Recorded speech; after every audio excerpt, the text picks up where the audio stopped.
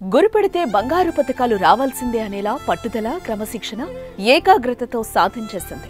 ఉత్తమ ప్రతిభ చాటుతూ ఎన్నో పతకాలను సాధించింది. కానీ ఒలింపిక్స్ లో పతకమే లక్ష్యం. అందుకోసం ప్రణాళిక రూపొందించుకుని అడుగులు వేసి పారిస్ లో గురిపెట్టి కొట్టింది.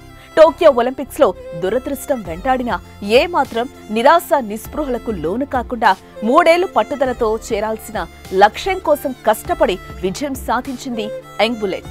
ఒలింపిక్స్ లో షూటింగ్ కేటగిరీలో భారత్ కు పతకాన్ని అందించిన తొలి మహిళగా మను చరిత్ర సృష్టించింది. 2 రోజుల వ్యవధిలో 2 పతకాలతో మెరిసింది. ఆమె మను భాకర్. భారతదేశ వ్యాప్తంగా ఇప్పుడు మను భాకర్ పేరు మారుమ్రోగుతోంది. అసలు ఎవరి ఈ మను భాకర్, ఆమె చరిత్ర ఏంటి అన్న వివరాలు ఈ వీడియోలో తెలుసుకుందాం.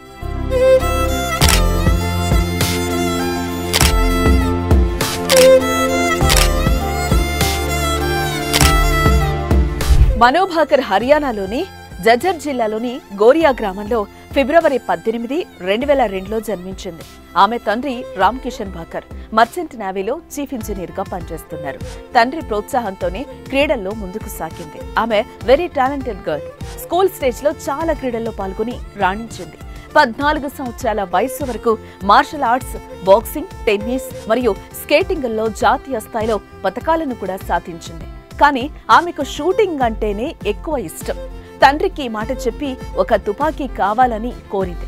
వెంటనే ఏమాత్రం ఆలస్యం చేయకుండా మను డాడీ ఆమెకు తుపాకీ కొనిచ్చి షూటింగ్ లో ప్రోత్సహించాడు. అప్పుడు ఆమె లక్ష్యం ఒలింపిక్స్. ఆ లక్ష్యంతో పట్టిన తుపాకీ నేడు ఒలింపిక్స్ పతకాన్ని గురి చూసి కొట్టింది. సాధించాల్సిన లక్ష్యం, ఆ లక్ష్యాన్ని సాధించేందుకు కావలసిన పట్టుదల ఉంటే విజయం ఏదో ఒకరోజు తప్పక వరిస్తుంది. ఈ మాటలకు నిదర్శనమే మను భాకర్. టీనేజ్ వయసులోనే హేమీలకు తన గన్ పవర్ చూపించింది. జాతీయ, అంతర్జాతీయ స్థాయి ఈవెంట్లలో సత్తా చాటి ఔరా అనిపించింది.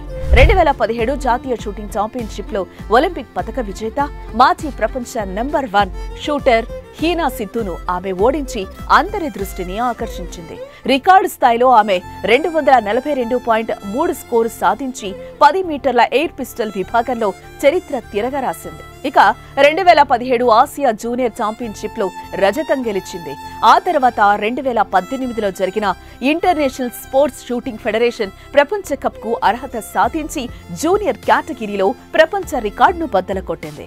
కేవలం 16 ఏళ్ల వయసులో ISSF ప్రపంచ కప్ లో గోల్డ్ మెడల్ గెలిచిన అతి పిన్న వయస్కురాలిగా ఈమె నిలిచింది.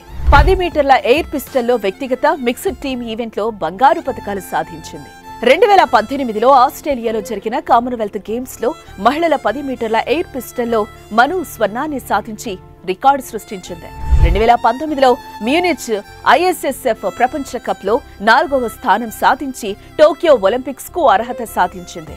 ఆ తర్వాత 2021లో న్యూఢిల్లీలో జరిగిన ISSF ప్రపంచ కప్ లో 10 మీటర్ల ఎయిర్ పిస్టల్ టీం విభాగంలో స్వర్ణం, వ్యక్తిగత విభాగంలో రజతం గెలిచింది. భారీ అంచనాల మధ్య టోక్యో ఒలింపిక్స్ 2020లో మను భాకర్ అడుగుపెట్టింది. అప్పటి వరకు ఆమె సాధించిన విజయాలు, రికార్డుల దృష్ట్యా పతకం పక్కా అనుకున్నారంతా. క్వాలిఫికేషన్ రౌండ్ లో అగ్రస్థానంలో నిలవడంతో అంతా ఆనందపడ్డారు. కానీ తర్వాత రౌండ్ లో మనును దురదృష్టం వెంటాడింది.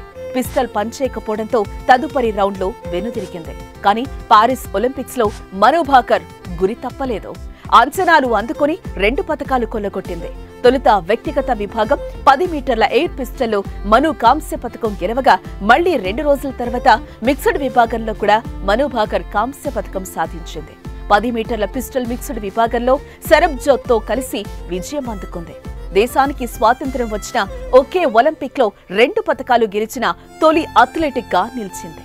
ఒక్క క్రీడల్లోనే కాదు, సంగీతంలోనూ ఈ అందమైన షూటర్ కు ప్రావీణ్యం ఉంది. వయోలిన్ అద్భుతంగా వాయిస్తుంది. బ్యూటీ విత్ టాలెంటెడ్ మను భాకర్ రాబోయే రోజుల్లో మరిన్ని విజయాలు సాధించి దేశీయ జెండాను రెపరెపలాడించాలని మనము కోరుకుందాం.